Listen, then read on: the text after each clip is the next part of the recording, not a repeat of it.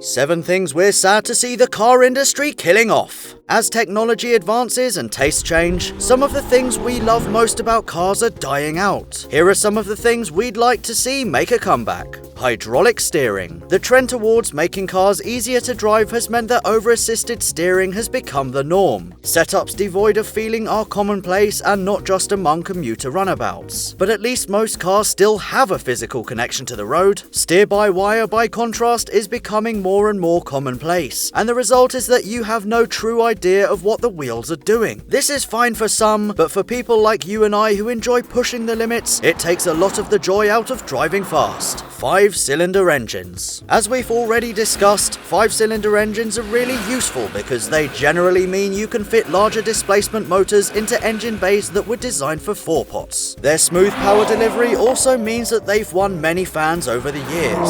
Volvo, leaders of everything quirky in the automotive world, ran 5-cylinder engines for years, and Audi had great success with the odd-cylindered engines in motorsport. But with the trend towards downsizing, the need for a 5-cylinder engine has decreased to the point where manufacturers would rather place a small, turbocharged and cheaper to make 4-cylinder engine in their cars. In fact, both Volvo and VW have ditched their 5s altogether. The Audi RS3 and TT RS are one of the last cars to resist downsizing, which is a great thing because their 2.5-litre 5s make 400 horsepower and sound awesome! Big engines. On the subject of downsizing, let's take a minute to mourn the delights of a big displacement engine. I don't really believe in the statement, there's no replacement for displacement, but even I can appreciate the satisfaction of knowing that bucket loads of fuel and air are being dumped into the engine when I plant my foot. A big engine just gives you a constant, reassuring feeling that you have endless surge of power beneath you, and sometimes that's all you really need in life. Natural aspiration. Initially, turbochargers were the preserve of performance vehicles, but these days they're helping manufacturers hit stringent emissions targets. The great thing from a marketing point of view is that smaller, more efficient engines can be placed in cars without sacrificing headline power figures. The downside for enthusiasts is that the purity and instant throttle response that comes from a naturally aspirated engine is sacrificed. Modern turbo setups are extremely clever and do away with a lot of the lag that used to be inherent in turbocharged cars, but they always lack the NA immediacy. Turbo lag. Okay, so this might sound contradictory, but hear me out. For the most part, it's great that manufacturers have worked to remove anything that can be construed as dangerous, but sometimes danger is exciting. Danger is fun. Cars like the legendary Lotus Carlton deliver huge dollops of torque at what feels like an eternity after you've pressed the throttle, and once you've come to terms with its behavior, it's an absolute riot. Putting your foot down in a straight line, never really knowing when the back will kick out, keeps you alert, and roundabouts are thrilling at any speed. Big wings. For the most part, technological advancements are a good thing, but sometimes when you look at so-called advancements through the eyes of your 9-year-old self, it can feel like you've been shortchanged. The dark art of aerodynamics is becoming a lot less dark, and now many performance cars come with beautiful flowing lines that channel air across their surfaces to push the car into the ground. The Aston Martin DB11, for example, has an Aeroblade rear spoiler, which channels air from the C-pillars to reduce lift without the need for an unsightly wing. The thing is, unsightly wings are wicked. The Escort Cosworth's whale tail is iconic, but that sort of thing has quickly been consigned to the history books. Affordable performance. You've always had to pay a premium to go fast, but the days of the working class hero cars is at an end. In 2017, your only really affordable options on the new car market are the Toyota GT86, Mazda MX-5, and the Fiesta ST if you don't mind front-wheel drive. These cars are fairly inexpensive to buy and run, but in an economy in which the average car buyer doesn't have a lot of disposable income, fun cars feel like an unnecessary excess. It's a shame, because the 3 cars I mentioned offer some of the best driving experiences money can buy. What other things that the car industry is killing off makes you sad? Let us know, and be sure to give the video a killer thumbs up.